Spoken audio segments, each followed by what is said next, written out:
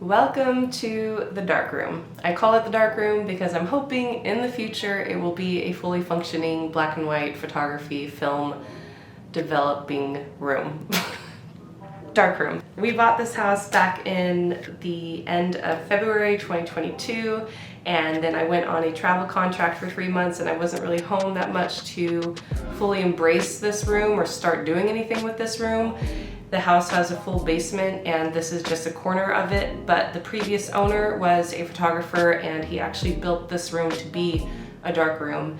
And as he got older, he stopped using it for film, but that's what it was built for, and that's what I hope to make it be again. But until that happens, I haven't found the equipment quite yet. It's something that I'm going to be working on. In the meantime, I'm also down here this week because I got COVID and it forced me to be in the basement for the last week. And today I took a test hoping that I would not be contagious anymore, but unfortunately, even though I'm feeling a lot better and I'm 6 days out from testing positive, I'm still contagious. So back down to the basement I went, and I pulled out my book of ideas to do photo projects.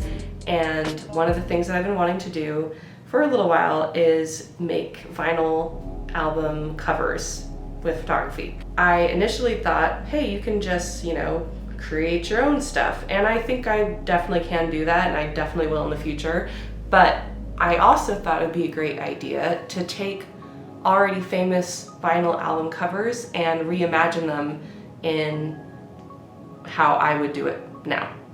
I'm doing it for two reasons. One, I think it's just kind of a cool idea to kind of reimagine famous covers into what I can do.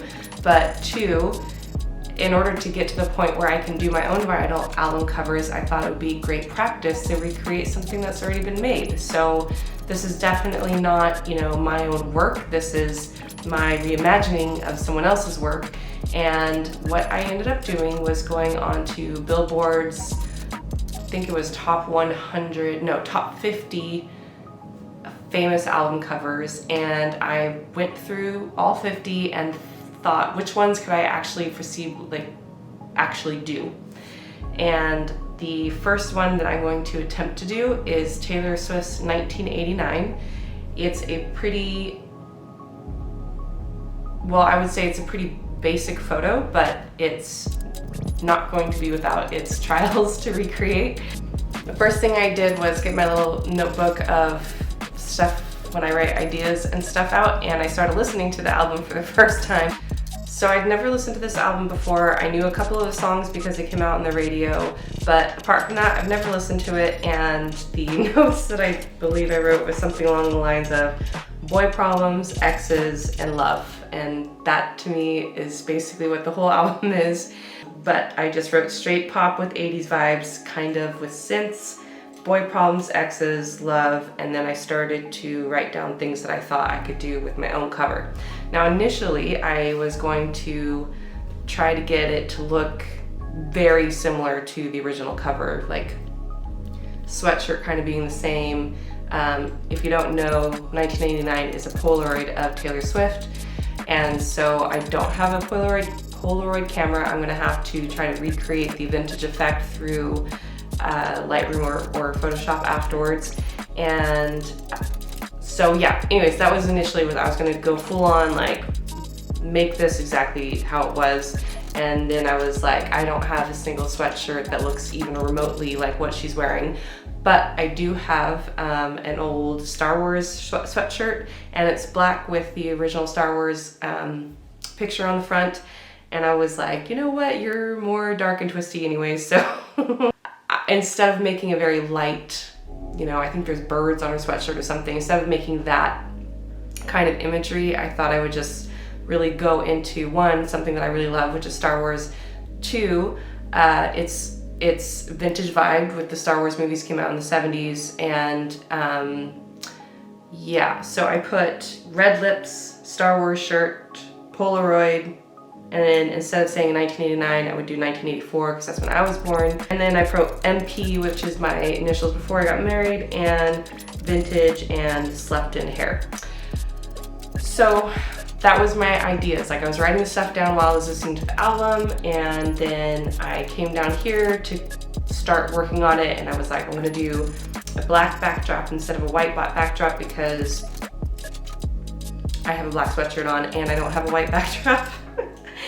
And then I was like pulling out the backdrop and it's all wrinkly, and I was like, oh man, like it's got wrinkles in it. Now I'm stuck down here. I don't want to go get my steamer upstairs to just kind of like try to get out the wrinkles. And I don't even know if I have a plug down here that would be able to get the wrinkles out because a lot of the plugs are 2-prong plugs.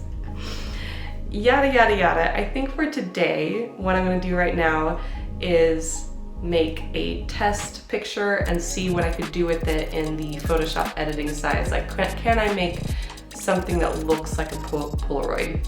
Yeah, so anyways, that's my thoughts for now. This is what I'm gonna see if I could do, and let's do it. Okay, so I just did a rough draft of the photos and they are terrible. One, this sweatshirt is completely covered in cat hair, just covered. And you know, when I'm lounging around the house, I don't see it as much because there's cat hair everywhere. But when you take a photo of it and then zoom in, it's really bad. Two, I didn't do my makeup like super great. I just put on a red lip, and it's making me mad that I can see how bad I put it on, even though I wasn't going for crazy good. And then 3, there's wrinkles in the backdrop, like really bad, that I cannot fix post editing. I mean, I didn't go into this thinking that I was gonna come out with the photo, but I was hoping to get something good enough that I could kind of mess around with the Polaroid aspect of it to see if I could get something Polaroid-ish. And these are so bad, I don't even know if I want to try to work that hard. Okay, my favorite thing that I'm doing right now. I know for a fact there's probably some way easier way to do this, but I took a piece from the original photo. I took this tiny little square right there, and copied it and placed it onto the square I'm going to use to place the photo. And now I am painstakingly, you can't even see this. You can't even see. I am copying the freaking tiny section with the stamps tool in Photoshop and just going back and forth to try to cover the whole white square. It doesn't even make sense. I know there's an easier way to do this, but this is the only way I can figure out how to create the Polaroid background.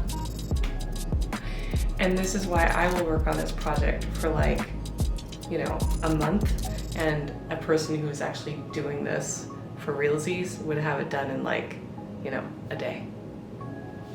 All right, so I'm back upstairs, out of the basement, COVID-free. It's been a few weeks. Sorry for the bad quality. I'm just using my webcam right now to get this last bit out, and then we'll get to the photo.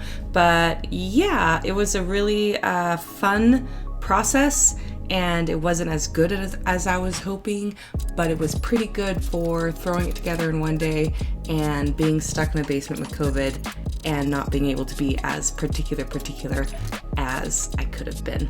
But yeah, that was it, and on to the photos. Here we go. All right, we've got here TS's 1989 on a Polaroid, and here is mine, MK's 1984, with the Star Wars shirt, with the cat hair all over and the wrinkly backdrop, a little bit more dark, a little bit more moody. Polaroid doesn't come off as well, but I did my best. Yeah, that's it. Tell me what you think.